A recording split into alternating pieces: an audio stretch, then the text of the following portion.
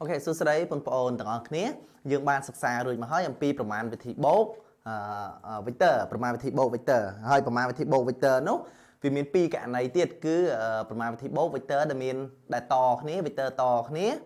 និង vector មាន គោលរួម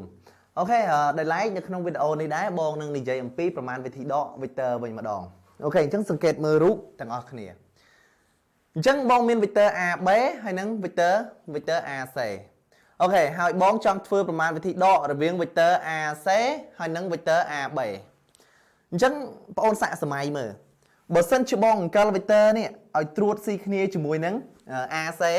អញ្ចឹង វា ច្បាស់ ជាង អង្កល មក វា ចោត បន្តិច ហើយ ត្រូវ វា ចោត បន្តិច ហើយ អញ្ចឹង វា មក នៅ អាច នៅ ប្រវែង នេះ អញ្ចឹង មាន បើ បង អង្កល វា ចុះ ក្រោម មក B មក នៅ ទៅ នេះ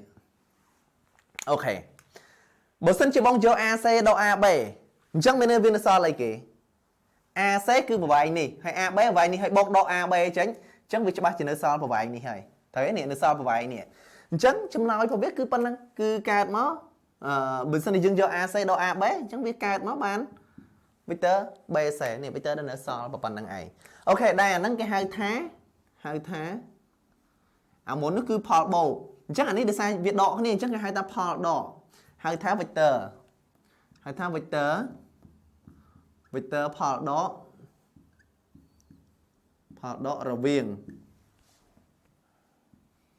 vector ផលដក រវាង vector AC និង vector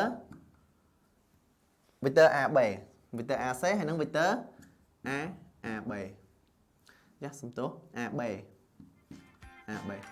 អូខេ